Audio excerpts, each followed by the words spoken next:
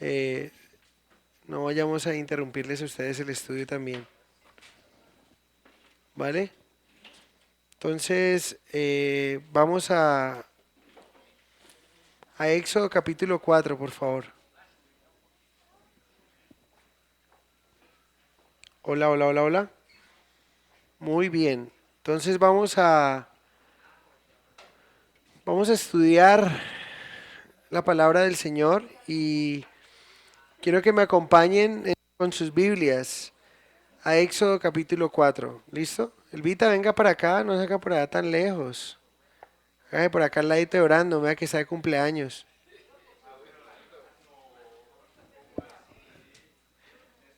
O hágase al ladito de Yuri, que Yuri va a cumplir años en estos días también.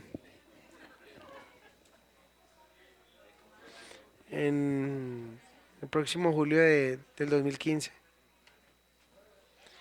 Bueno, entonces acompáñenme por favor a leer Éxodo capítulo 4. Señales milagrosas para Faraón, dice el título en mi Biblia, y en la parte donde vamos es en el verso 18 en adelante, donde Moisés va a Egipto. Así se fue Moisés y volviendo a su suegro Jetro, le dijo, iré ahora y volveré a mis hermanos que están en Egipto para ver si aún viven. Y Jetro dijo a Moisés, ve en paz. Dijo también Jehová a Moisés en Madián, ve y vuélvete a Egipto, porque han muerto todos los que procuraban tu muerte. Entonces Moisés tomó su mujer y sus hijos, y los puso sobre un asno y volvió a tierra de Egipto. Tomó también Moisés la vara de Dios en su mano. Y dijo Jehová a Moisés, cuando hayas vuelto a Egipto, mira que hagas delante de Faraón todas las maravillas que he puesto en tu mano. Pero yo endureceré su corazón, de modo que no dejará ir al pueblo. Y dirás a Faraón, Jehová ha dicho así, Israel es mi hijo, mi primogénito. Ya te he dicho que dejes ir a mi hijo para que me sirva, mas aún no has querido dejarlo ir. He aquí yo voy a matar a tu hijo, tu primogénito. Y aconteció que en el camino, que en una posada Jehová le salió al encuentro y quiso matarlo. Entonces Séfora tomó un pedernal afilado y cortó el prepucio de su hijo y lo echó a sus pies diciendo, a la verdad tú me eres un esposo de sangre. Así le dejó luego ir. Y ella dijo, esposo de sangre a causa de la circuncisión. Y Jehová dijo a Aarón, ve a recibir a Moisés al desierto. Y él fue y lo encontró en el monte de Dios y le besó. Entonces contó Moisés a Aarón todas las palabras de Jehová que le enviaba y todas las señales que le había dado. Y fueron Moisés y Aarón y reunieron todos los ancianos de los hijos de Israel, y habló a Aarón acerca de todas las cosas que Jehová había dicho a Moisés, e hizo las señales delante de los ojos del pueblo. Y el pueblo creyó, y oyendo que Jehová había visitado a los hijos de Israel y que había visto su aflicción, se inclinaron y adoraron. Señor, te agradecemos por tu palabra y queremos adorarte. Eh, Señor, somos como hierba, Dios, que hoy es y mañana es cortada. Somos como neblina, Dios, somos como una ola que el mar arroja, Señor. Padre, y queremos presentar nuestra vida, esta vida que es efímera, Señor, que es pasajera, Dios, delante de ti, porque tú tienes vida eterna para nosotros. Gracias por tu palabra y oro para que nos hables de una manera especial y nos enseñes a través de ella. En el nombre de Jesús, amén. Bueno, la semana pasada habíamos visto y vimos las últimas excusas que Moisés dijo a Dios antes de ir a asumir eh, el mandato y la misión que el Señor le había dado. Moisés dijo algunas excusas precisamente porque tenía temor y hablábamos cuán importante es, o no importa que tengamos temor, el problema es cuando ese temor nos paraliza para obedecer la voz de Dios. Las excusas de Moisés, ¿recuerdan cuáles fueron? Dijo, no me van a creer, ¿sí? Y no había ido todavía. no soy un orador elocuente.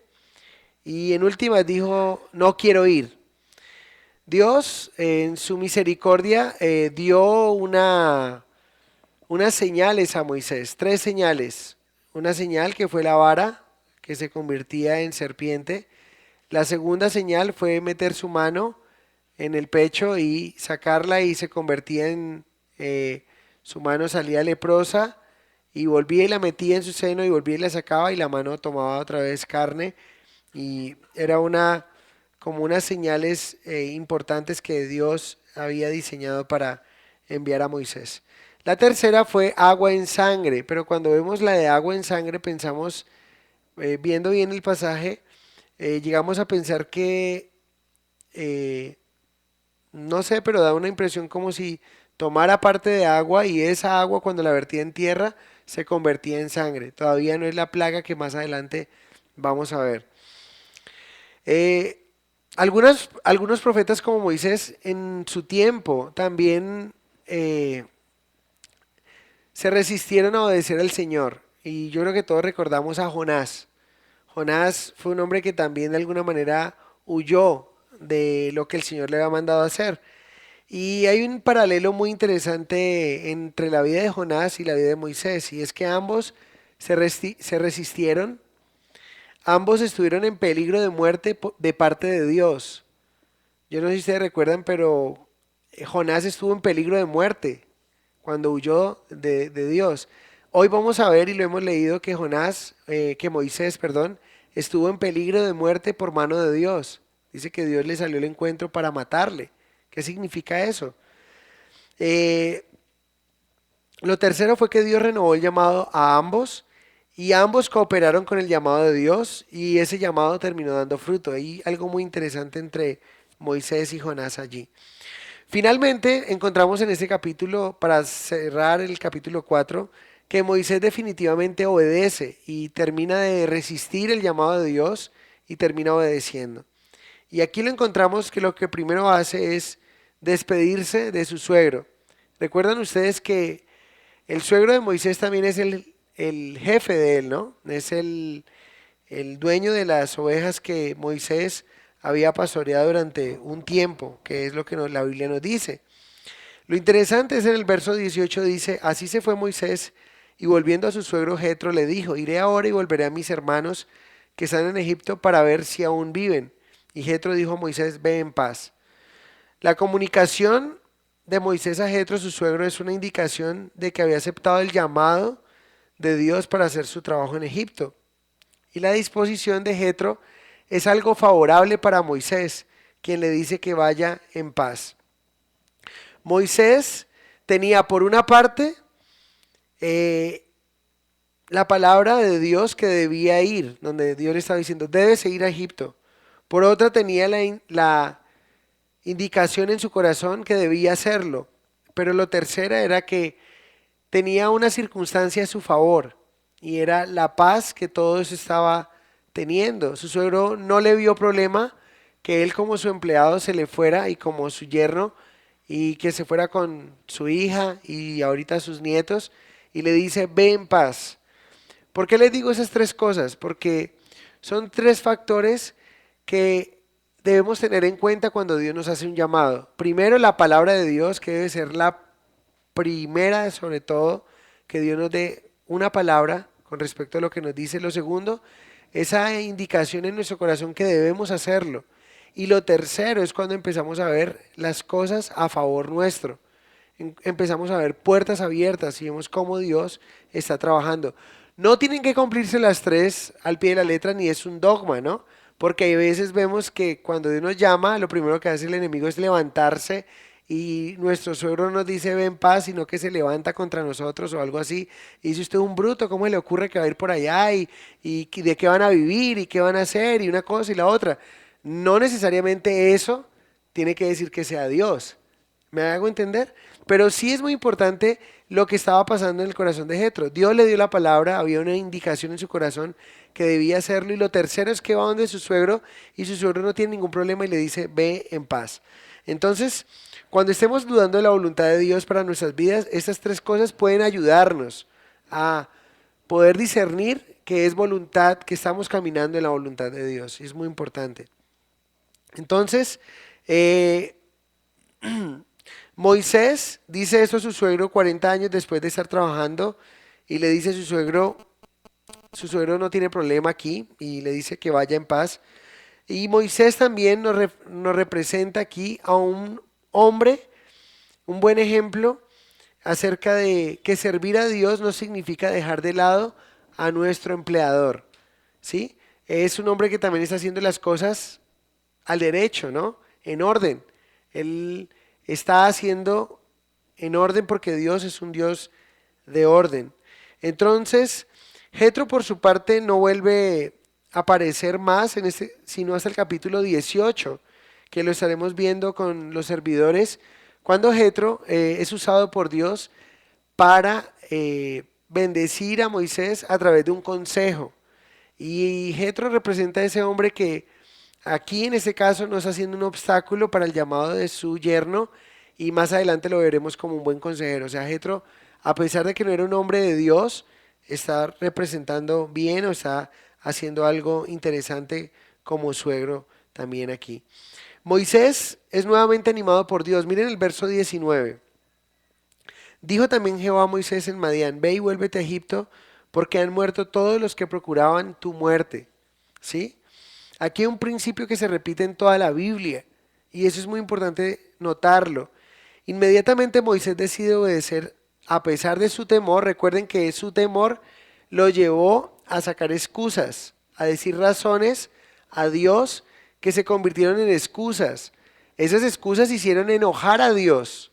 Moisés decide ir, pero recuerden, yo pienso que uno de los temores que tenía Moisés era pensar que a él lo estaban buscando para matarlo y que irse a poner allá de papaya delante del faraón era evidente que le iban a echar mano y lo iban a matar. Yo pienso que ese fue uno de los temores que Moisés tuvo y por eso ese temor lo llevó a decir unas razones que aunque eran buenas, terminaron siendo excusas, lo cual hicieron enojar al Señor.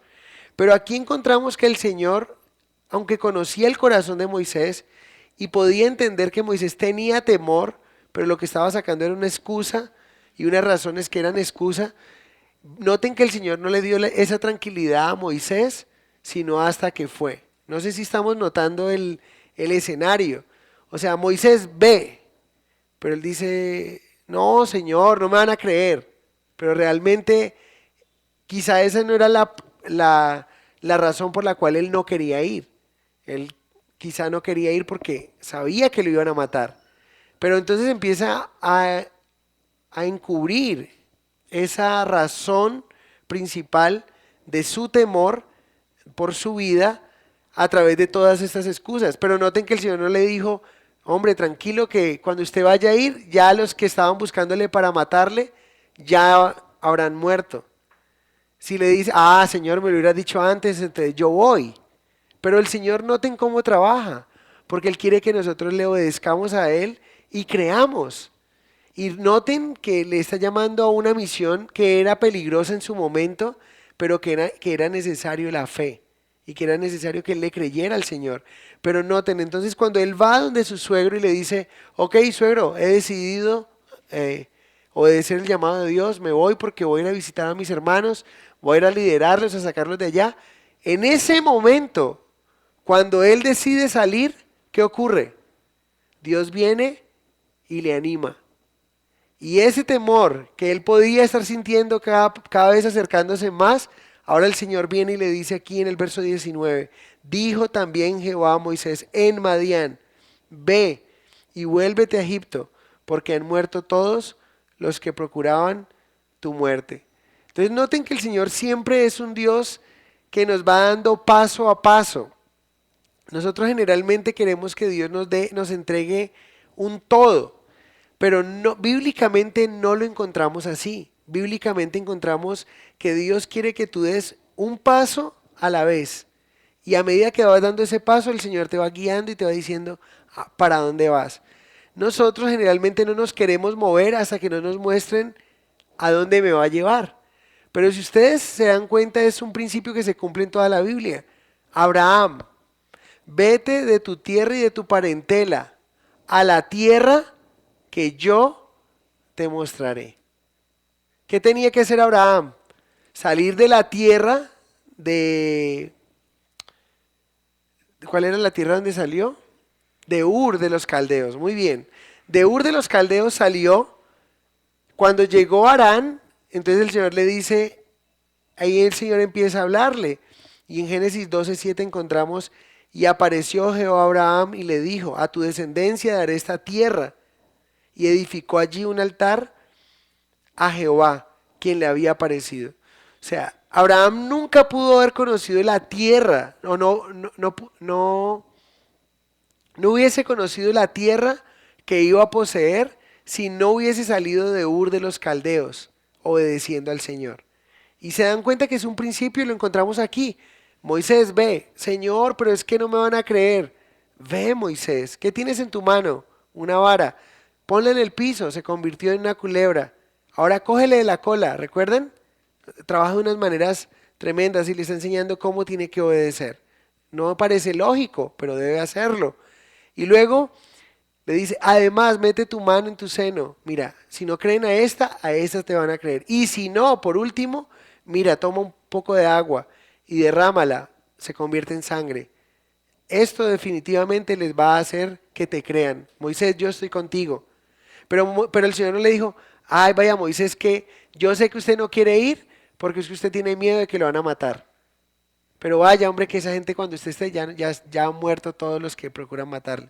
Ah, Señor, entonces así yo así sí voy a ir. No, tiene que creer de lo que el Señor está diciéndole allí. Otro ejemplo que encontramos, ¿se acuerdan ustedes Pablo, el apóstol Pablo cuando estaba persiguiendo a los cristianos y el Señor lo tumba? Pablo le dice, Saulo, Saulo, ¿por qué me persigues? Él temblando y temeroso dijo, Señor, ¿qué quieres que yo haga? El Señor le dijo, levántate y entra en la ciudad y se te dirá lo que debes hacer. Pablo iba para Damasco y el Señor lo tumba. A mitad de camino, en medio del camino, el caso es que no ha llegado a Damasco, el Señor lo tumba, tiene un encuentro personal con el Señor y luego le dice, Saulo, Saulo, ¿por qué me persigue? ¿Quién eres, Señor? Yo soy Jesús a quien tú persigues, bueno, todo el tema. Y luego le dice, Señor, ¿qué quieres que haga? Ok, Saulo, lo que vas a hacer es que ve y entra a la ciudad y allá yo te voy a decir lo que debes hacer. O sea, paso a paso. ¿Qué hizo Pablo? ¿Qué hizo Saulo en ese momento? Entró a Damasco y ahí es donde aparece Ananías, ¿no? Ananías, vaya donde cierto hombre, ¿qué tal? Señor, he escuchado que ese hombre es terrible. Ve porque voy a mostrarle cuán útil me va a ser y cuánto tiene que padecer por mi nombre. Voy a darle un llamado especial a ese hombre, pero Pablo nunca hubiera recibido el cambio de nombre. Pablo nunca hubiera recibido el llamado que recibió si él dice, no, esto me invadió, qué miedo, yo mejor me devuelvo. ¿Sí?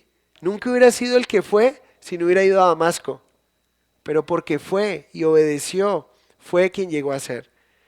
Moisés igual, Abraham también. Entonces, eso es un principio.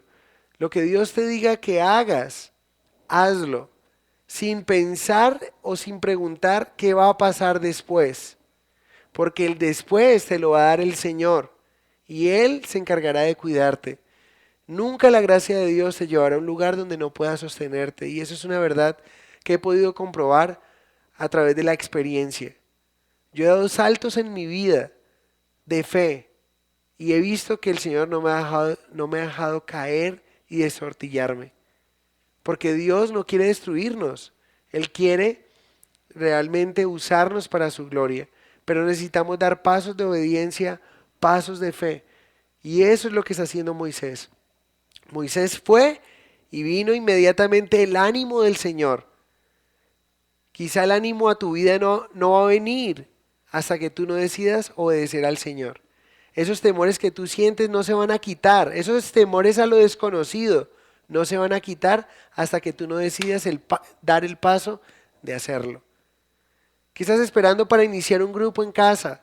Tenemos una nueva herramienta. Uy, es que yo no sé hablar. Yo no soy tan orador, yo no soy un buen orador. Ay, es que no me van a creer. Y lo que tienes es miedo de ir y tocar la puerta y que te digan, hey, vea señora, a mí no venga, va a buscar oficio, ¿sí? Y como tengo miedo de la reacción de ellos, Dios no va a confirmar y Dios no va a quitar ese temor hasta que yo no diga, uy Señor, en tu nombre echaré la red, voy a ir. Y nos vamos a llevar sorpresas cuando lo hagamos. Y eso ocurre en todo en la vida con el Señor. El Señor te dice algo y si le crees, realmente va a ocurrir. Pero si le crees, si no le crees, no vas a poder experimentar qué pasó. ¿A ustedes no les parece que una de las cosas más tristes en la vida a veces es cuando tú tienes oportunidades, pero tú no cruzas esa puerta de oportunidad y te quedas lamentando desde el lado de acá diciendo, ¿qué hubiese pasado si yo hubiera cruzado esa puerta? Y nunca lo sabrás. Pero entonces con el Señor que necesitamos, cruzar la puerta y hacerlo. Y empezamos a ver, tranquilo mijo que yo estoy con usted. Tranquilo que yo lo voy a ir llevando paso a paso. Pero nosotros somos acelerados muchas veces y queremos conocer el todo. Pero el todo se lo dejamos a Él. Porque una de las características que tenemos nosotros es que queremos tener el control. ¿Saben? Y tenemos que entregar el control. De hecho, nos cuesta trabajo entregar el control remoto. Sencillo, todos lo quieren tener, nadie lo quiere ceder. ¿Por qué? Porque nos gusta, es una forma de que yo quiero tener el control. Pero el Señor quiere que nosotros le demos el control a Él. Y que si Él tiene todo bajo control, ok, yo voy. Eso es lo que el Señor quiere que hagamos. Entonces vemos que Moisés decidió, inmediatamente decide, inmediatamente viene una confirmación. Ok, Moisés, tu temor, lo que más temías, lo he limpiado del camino. No tienes por qué temer. Vas con unas señales, vas con una vara que lleva una señal y yo voy de tu mano. Entonces, Moisés salió con su familia, verso 20, y aquí encontramos otro principio cuando salimos a hacer un llamado del Señor. Entonces Moisés tomó a su mujer y sus hijos y los puso sobre un asno y volvió a tierra de Egipto y tomó también Moisés la vara de Dios en su mano. Aquí no encontramos que Moisés le haya preguntado a Séfora si quiere o no quiere ir. Mi amor, ¿usted quiere ir? Dios me llamó. ¿Usted quiere, se queda o se va? ¿Para dónde vamos? No, que para Egipto. No, si yo me quedo por acá, hay mucho calor por allá. Bueno, a ver usted, Gersón, ¿quiere ir o quiere quedar? No, dice, tomó a su mujer y tomó a sus hijos. Noten el llamado de Dios. Otro principio bíblico. El llamado de Dios se lo dio a un hombre, pero en ese hombre está implícito como cabeza, como autoridad, está implícito ¿qué? Su familia. Él no preguntó, o la mujer no le dijo, no, usted fue el que llamaron, vaya usted. No, aquí él fue y tomó a su esposa y a sus dos hijos. Conocíamos solamente a cuántos hijos de Moisés. A uno, a Gersón, que significa que le puso así porque era forastero en tierra extraña. Y por eso le puso así a su hijo. O sea que tú le puedes poner así a tu hijo también, Gabriel. Y si es niña, pues persona. Eso. Bien. Entonces, aunque el llamado de Dios era para él, implícitamente está ¿qué? La familia. Dios no quiere que... ¿Por qué? Porque Dios fue el que instituyó el hogar y Dios no quiere que el llamado sea un motivo para que una familia termine dividida. El llamado no puede ser un motivo, el llamado de Dios no puede ser un motivo para que una familia termine separada o para que una familia termine en conflicto, sino papá, mamá, hijos juntos, yendo al mismo lugar. El llamado se lo dio a Moisés y noten que aquí dice Moisés salió con su familia y salió a obedecer este llamado.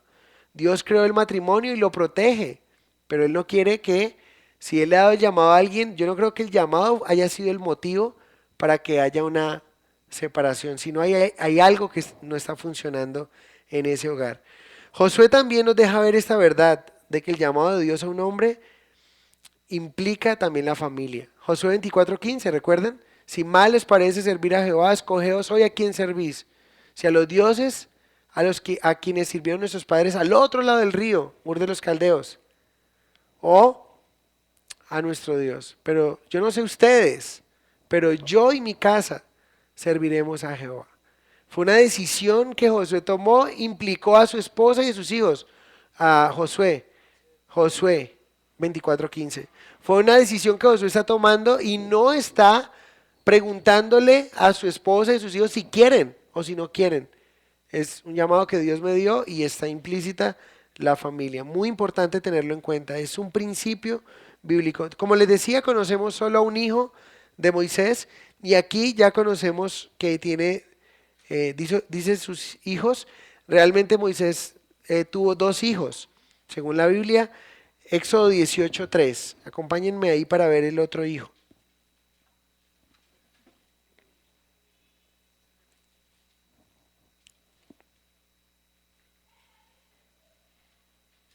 ¿Estamos? Y a sus dos hijos, el uno se llamaba Gersón, porque dijo, forastero he sido en tierra ajena, y el otro se llamaba Eliezer, porque dijo, el Dios de mi padre me ayudó y me libró de la espada de Faraón. Noten qué había ocurrido cuando, cuando el Señor había librado definitivamente a Moisés. Noten que este pasaje vuelve y nos vuelve a centrar que uno de los grandes temores que tenía Moisés era Faraón, era la muerte. ¿Sí? Miren, Éxodo 18, bien adelante, a un hijo le puso este nombre por lo que ocurrió y a este por lo que seguía recordando que Faraón quería matarlo y Dios lo libró. ¿Cómo lo hizo? Permitió que ellos murieran y él siguió vivo y fue a hacer esta labor. ¿Qué más hizo Moisés cuando salió?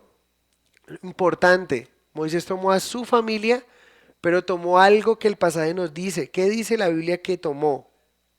La vara de Dios en su mano. Moisés tomó la vara de Dios en su mano, la herramienta con la que Dios lo había dotado para hacer el trabajo. Recuerden que esa era la herramienta que Dios iba a usar para que sus hermanos, su familia creyese que Él iba a ser el libertador. ¿Sí? Recuerden que esas señales iban tanto para el pueblo como para Faraón. Para el pueblo ¿qué era? Acuérdense. Para el pueblo de Dios, ¿qué iban a hacer esas señales? Unas maravillas, Carlos, muy bien. Pero ¿qué iba a hacer para los que no eran pueblo de Dios? El juicio de Dios, el dolor, y era terrible. Ahorita lo vamos a ver. Iba a ser la muerte del primogénito para ellos. Para los que no son el pueblo de Dios, iban a estar en contra del pueblo de Dios. Pero para los hijos de Dios, y miren que se cumple, para los hijos de Dios iba a ser una maravilla. Cuando celebraron la Pascua y pusieron la sangre en el dintel, fue una maravilla que aunque todos los primogénitos de cada casa murieron, los primogénitos de los hijos de Dios no murieron. Y hoy se convierte en una celebración y hoy se recuerda, porque fue una forma maravillosa, sorprendente, cómo Dios los libró de algo que tenían que haber ellos experimentado. Entonces recuerden, con la misma mano o con la misma señal que Dios bendice a un hijo, es la misma señal con la cual está castigando a alguien que está en contra de él. Y es lo tremendo. Entonces la vara de Dios es la herramienta con la que él iba a hacer el trabajo. Aquí encontramos el principio bíblico. Dios llama al perdido, equipa al llamado y envía al discípulo. Este debe ser la misión de toda iglesia: llamar, equipar y enviar. Y cuando enviamos, ¿con qué herramienta debemos enviar a un hombre? ¿Con qué herramienta debemos enviar a un hombre? Con 66 libros, llamado la Biblia. Y digo con 66 porque es que no podemos mandarlo simplemente con parte de la Biblia, ¿sí? Sino que tenemos que mandarlo con toda la escritura, porque 2 de Timoteo 3:16 nos dice, toda la escritura es inspirada por Dios y es útil para redarguir, corregir, instruir en justicia, a fin de que el hombre de Dios sea perfecto, enteramente preparado para toda buena obra. Dios tiene la capacidad de equiparnos. Dios te llamó, ¿sí? Ahora te ha equipado y luego lo que hace es, bueno, mijo, hágale. Vaya, y es lo que estamos haciendo en la iglesia. Alcanzamos al perdido, equipamos al creyente y enviamos a un discípulo a que haga más discípulos. Pero necesitamos hacerlo con una herramienta. Antes de que él vaya, tenemos que estar seguros de que lo que lleva, ¿qué es? La palabra de Dios.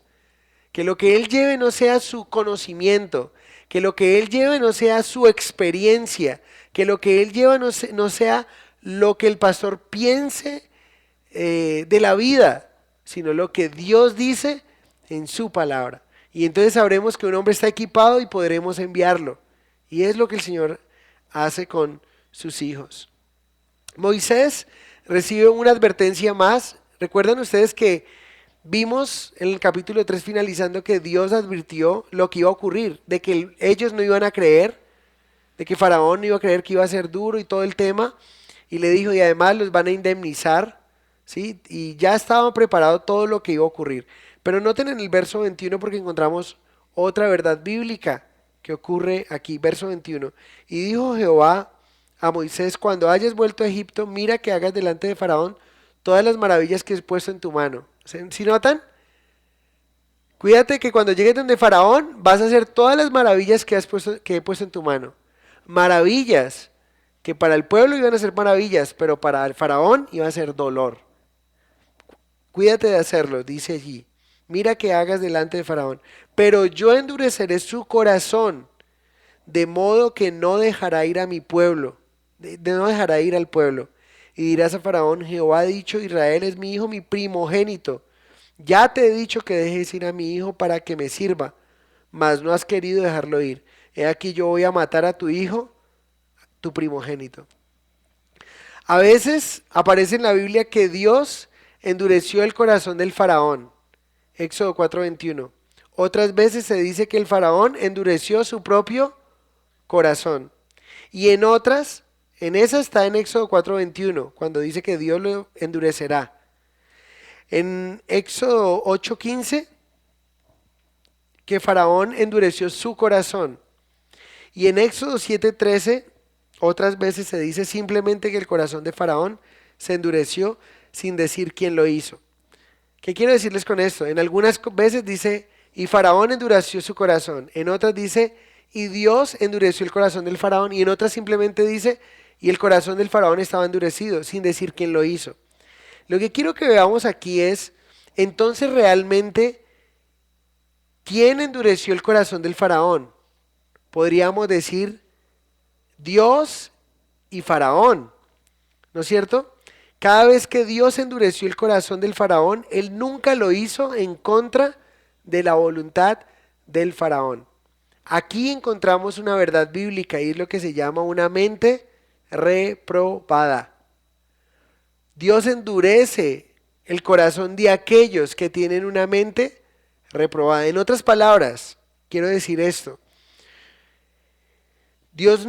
Faraón nunca dijo, oh, yo no quiero hacer lo que, yo quiero hacer lo que es bueno y correcto y quiero bendecir a esta gente de Israel. Y Dios respondió, no, porque yo voy a endurecer tu corazón en contra de ellos. ¿Sí me hago entender? O sea, Faraón nunca podría decir, porque si llegamos a decir que Faraón no podría resistirse ante el endurecimiento de Dios en su corazón, querría decir de que Faraón no tendría otra opción y sería injusto que Dios culpara a alguien de quien él ha endurecido y que él no tiene otra opción. Lo que quiero decirles, y me estoy enredando un poco yo mismo, pero no quiero enredarlos ustedes, y es con el tema de cómo juega el libre albedrío y la soberanía de Dios. ¿Dónde se cruza? No lo podemos saber.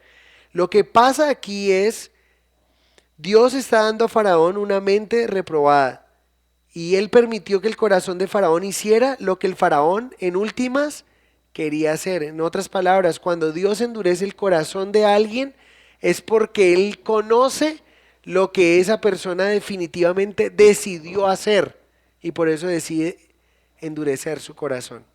Y es lo que encontramos en Romanos capítulo 1, versos 18 al 31, donde nos explica la palabra que cuando una persona no tiene en cuenta a Dios, deja a un lado su mente de Dios, entonces dice, y empieza a hacer lo que es en contra de la naturaleza de Dios, entonces Dios termina entregándolo a lo que Él en últimas quiere hacer. Y es donde encontramos una mente reprobada. Entonces, soberanía y libre albedrío, ¿cómo se cruzan? ¿Sí? Pero nunca Faraón podría llegar delante de Dios. ¿Por qué me condenas si yo le quería hacer bien a este pueblo, pero tú endureciste mi corazón? Nunca podría decir eso Faraón. Faraón decidió endurecer su corazón frente a la palabra de Dios que Moisés trajo a él, y Dios lo que hizo también fue reprobarlo y endurecer su corazón. Se cruzan las dos ahí. Romanos 1, 18 al 32. Entonces, Moisés, aquí encontramos un pasaje, lo que llamamos pasajes oscuros de la Biblia o pasajes, ¿cómo podríamos decirlo? Como un pasaje, bueno, de difícil interpretación y que el Señor nos dará la capacidad de entenderlo, aunque viéndolo bien, el mismo contexto nos permite ver realmente qué fue lo que pasó. Lo que pasa es que nos parece muy fuerte que diga que Dios salió al encuentro para matar a Moisés. Veámoslo ahí, verso 24. Y aconteció en el camino que en una posada Jehová le salió al encuentro y quiso matarlo. ¿A quién? ¿A quién?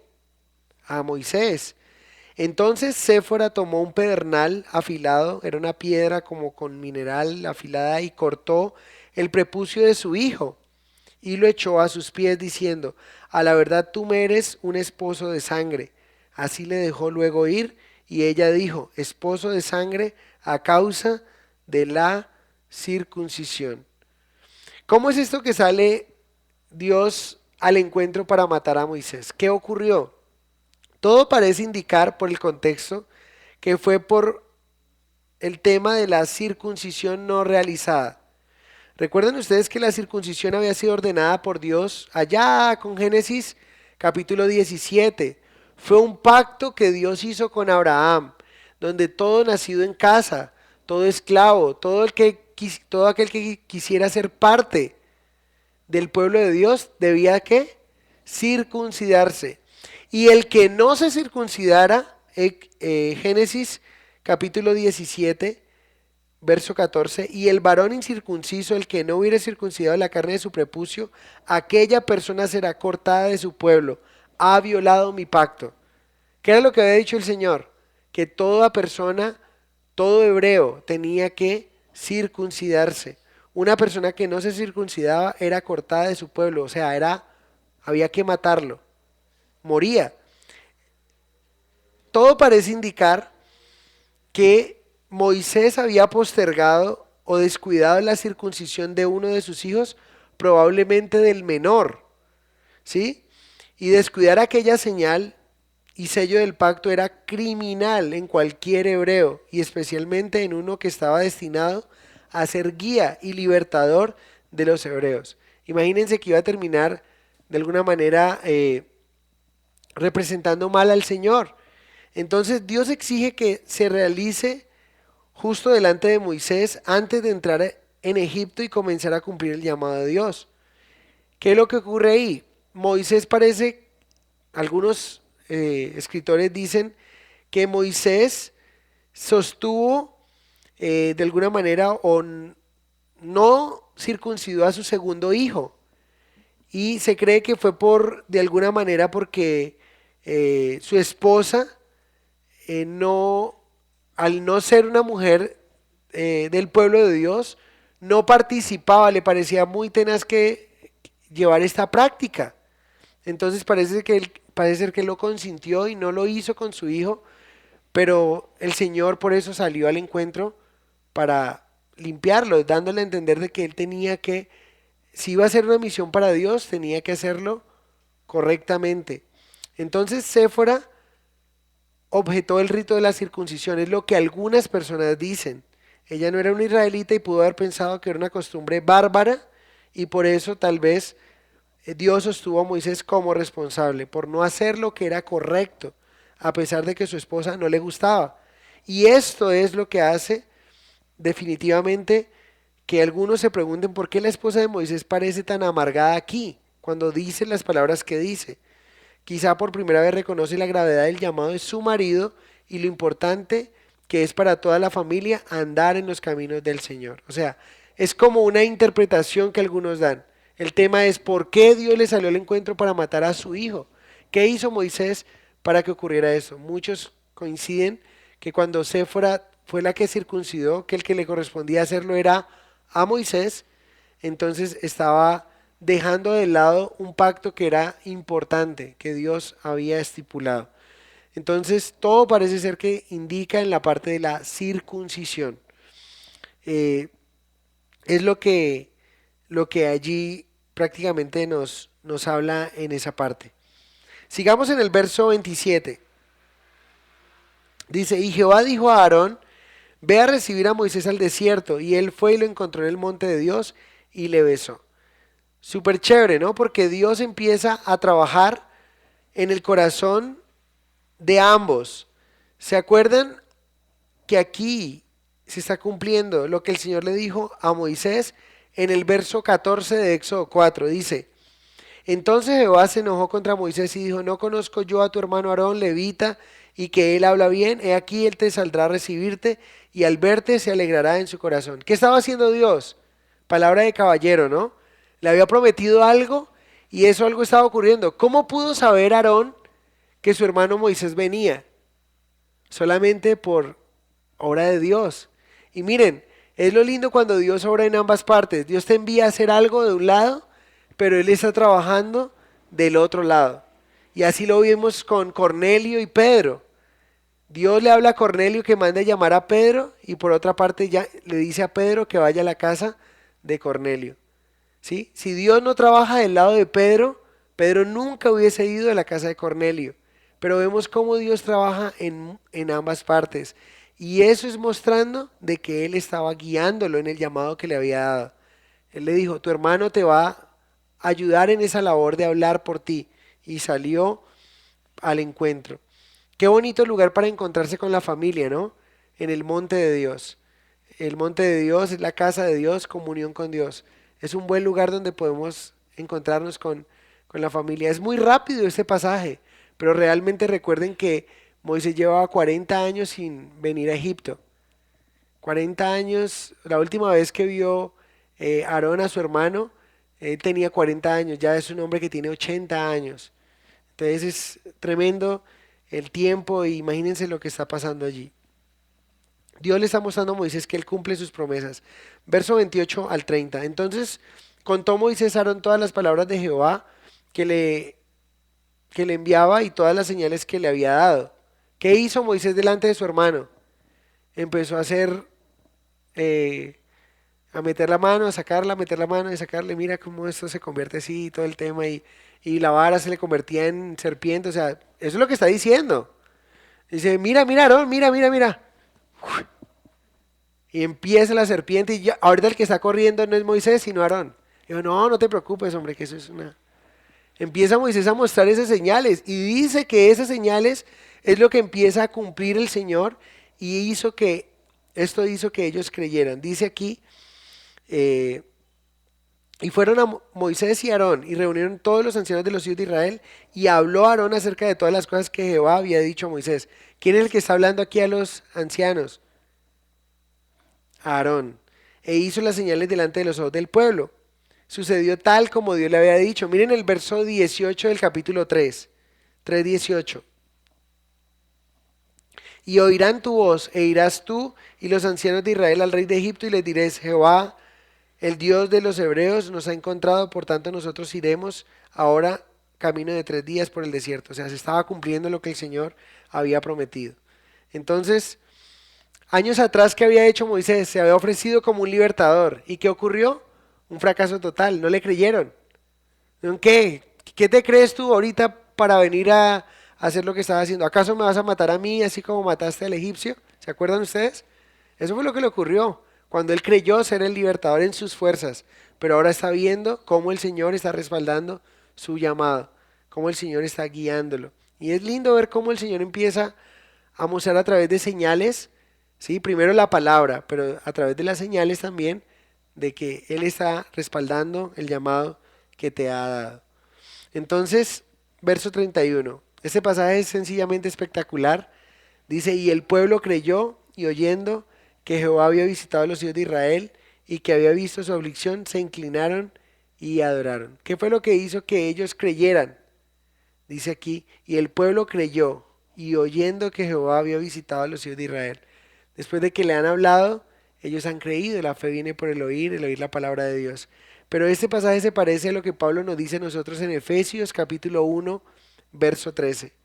En él también vosotros habiendo oído la palabra de verdad, el evangelio de vuestra salvación, y habiendo creído en él, fuisteis sellados con el Espíritu Santo de la promesa. Miren inmediatamente lo que ocurre con esta adoración aquí. Dice, creyeron oyendo que Jehová había visitado a los hijos de Israel y que había visto su aflicción, se inclinaron y adoraron. ¿Sí? Eso es lo que viene inmediatamente de una persona que le cree a Dios. ¿Qué es lo inmediatamente que sigue una persona que le cree a Dios? Es una persona que inmediatamente se inclina y adora a Dios por quien es Él, por su gracia, por su misericordia, por su poder. Es maravilloso. Cuando creemos en el Señor, lo que debe pasar es que inmediatamente vamos a tierra y estamos rendidos y humillados ante Él, como este pueblo lo hizo. Entonces, hoy hemos visto y sellamos con el capítulo 4. Luego vamos a ver la prueba que va a venir, ¿sí? Al pueblo de Dios. Pero quiero que pensemos en esto. Solo hasta que Moisés obedeció, empezó Dios a confirmar señal tras señal. Moisés no pudo darse cuenta. Recuerden que le había dado una razón. No me creerán. Y aquí el Señor, ¿qué le dijo? Sí te creyeron. ¿Qué tal si el Señor llama a Moisés? ¿Qué hubo, Moisés? ¿No te acordás que me había dicho que no te iban a creer? ¿Qué pasó? Todos creyeron. Y yo creo que Moisés estaba dando cuenta. Pero realmente lo que inmediatamente él dio el paso de obediencia, Dios empezó a confirmar. ¿Cómo le empezó a confirmar? Diciéndole, han muerto todos los que quieren matarte. Moisés fue obediente al llevar a su familia, incluirla dentro del llamado. Llevó a su esposa, a sus hijos, mostrándonos que el llamado es parte de Dios. ¿Qué llevó? La palabra de Dios. O en este caso llevó la vara, que era la representación de lo que Dios iba a mostrar de que le había llamado. ¿Cuál es la representación que nosotros tenemos hoy? Lo que debemos llevar, la herramienta que Dios nos ha dado, la palabra de Dios. Y entonces así vemos cómo no podemos todavía entender, no podemos dilucidar tan claro por qué Dios quería matarle, ¿sí? Pero encontramos ahí que lo que hizo Séfora inmediatamente fue cortar el prepucio del niño, parece ser que el del menor, lo tira ahí y dice que le deja ir. Posiblemente su esposa se queda en casa, ¿sí? Cuidando al niño, a su recuperación, todo el tema, y Moisés va y hace lo que tiene que hacer. Pero tremendo, ¿no? Es lo que el Señor nos muestra en su palabra. Y cuando creemos, después de oír, lo que llevamos, lo que nos debe llevar inmediatamente al creerle al Señor es adorarle a Él. Inclinarnos y adorarle. No hay otra forma de mostrar que hemos creído, sino adorándole y, y inclinándonos a Él por quien es Él. Amén. Señor, gracias por tu palabra. Este capítulo 4 y nos has mostrado las dos caras de la moneda, un Moisés que se resiste a obedecer y tú te enojas con él. Pero también encontramos a un Moisés que da un paso de obediencia al hacer tu llamado y a cumplir a lo que tú le has llamado a hacer e inmediatamente empieza a ver señal tras señal cumplirse en su vida, promesa tras promesa cumplirse en su vida. Y eso nos enseña mucho, Señor, que muchas veces no podemos ver tus promesas cumplirse en nuestras vidas porque simplemente no damos el paso de obediencia de creerte, Señor.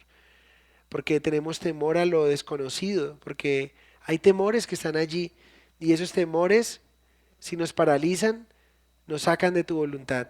No permiten que caminemos dentro de tu voluntad y hagamos lo que tú quieres que hagamos. Es así de sencillo, Dios. Y por eso te pido que a cada uno de los que estamos aquí nos ayudes a andar en fe, a creer que si nos has dado un llamado, eres fiel en cumplirlo, Señor, y que no tengamos temor.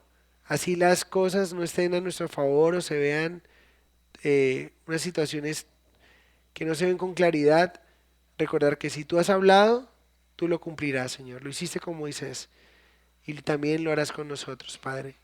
Te pido que nos confirmes cuál es el llamado que nos has dado. Tú llamas al perdido, equipas al creyente y envías al discípulo, Señor. Y eso es lo que quiero que hagas en esta iglesia, Señor. Que equipes, ya has llamado a los perdidos, ya los que estamos aquí somos creyentes. Ahora nos estás equipando, Dios. Pero cuando llegue el momento de enviarnos, que tú les envíes, Señor, con tu palabra. Que este tiempo que tenemos de leer tu palabra, de instruirnos, sea lo suficiente para que estén preparados para toda buena obra y empiecen a crecer y a dar fruto al ciento por uno, porque en esto es regocijado el Padre, en que llevemos mucho, pero mucho fruto. Gracias te damos, Señor. Te bendecimos y te adoramos en el nombre de Jesús. Amén y amén.